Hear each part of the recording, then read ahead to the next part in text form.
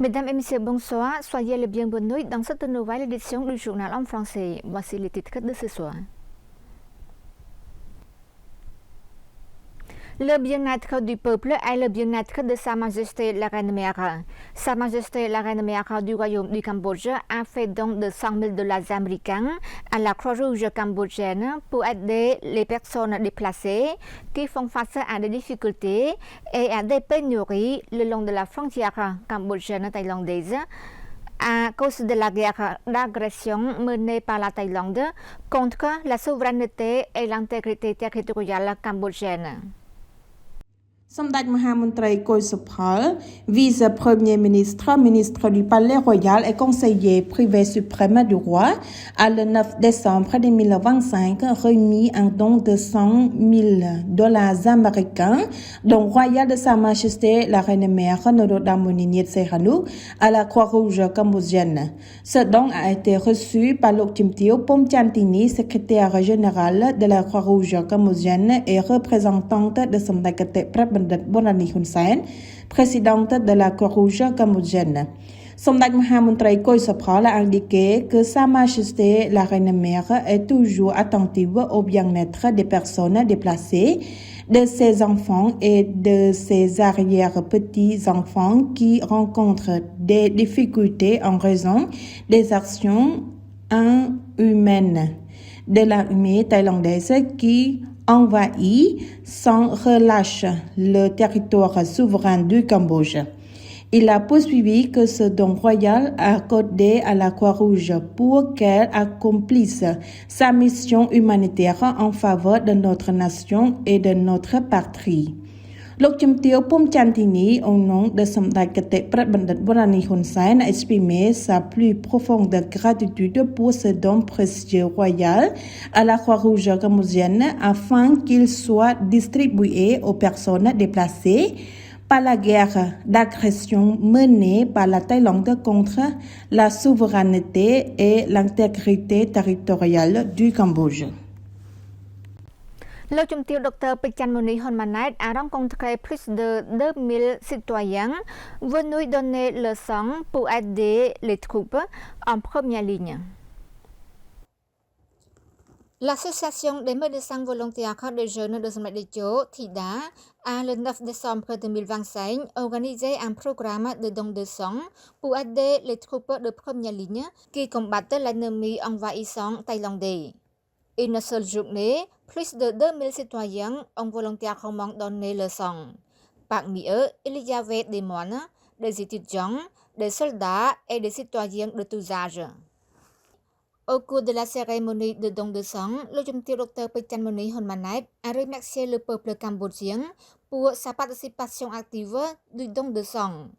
Elle a qualifié cette participation de grand encouragement pour nos héros militaires. Ces dons de sang seront utilisés en cas d'urgence suite à la reprise des attaques militaires thaïlandaises.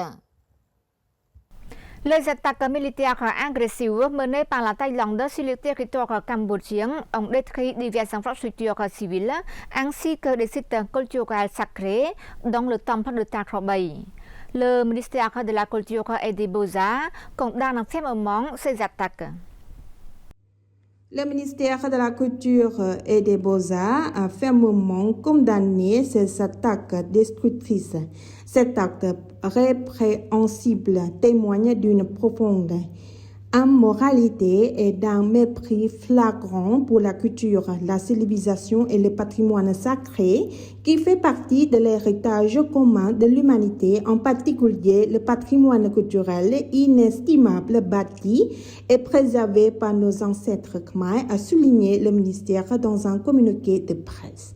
Le ministère de la Culture et des Beaux-Arts a appelé tous les organismes nationaux et internationaux, notamment l'UNESCO, la communauté de l'ASEAN, les institutions, organisations et associations compétentes, ainsi que toutes les personnes œuvrant pour la protection du patrimoine de l'humanité, à condamner sans équivoque ces actes et à exhorter les forces thaïlandaises à cesser immédiatement toute destruction Une intervention nationale, internationale est urgente car les troupes thaïlandaises poursuivent les attaques indiscriminées contre de nombreux sites, y compris des zones civiles et des sites patrimoniaux.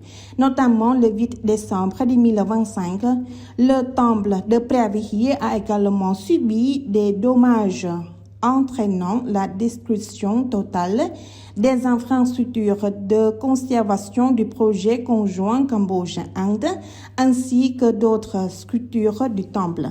Le ministère de la Culture et des Beaux-Arts mettra en œuvre tous les mécanismes disponibles tant nationaux qu'internationaux pour que la Thaïlande soit tenue responsable de ses actes amoraux en vertu du droit international applicable et pour que ces actions destructrices soient durement consignées dans les annales de l'histoire de l'humanité, a ajouté le communiqué.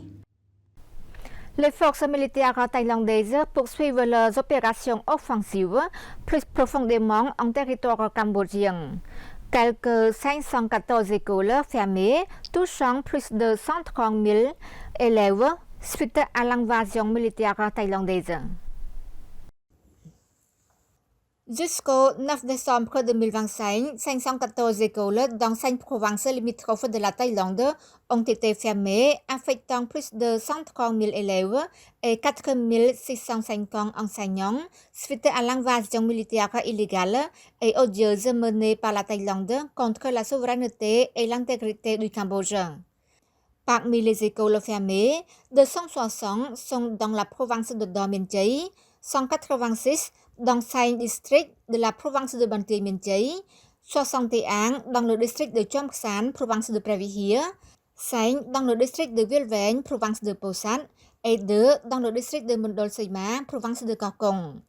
Pour les écoles dans 4 districts de la province de Battambang, à la frontière avec la Thaïlande, dont Samlot, Sampaulun, Cam Rieng et Phnom Penh, ne sont pas encore fermés, mais de nombreux élèves sont absents.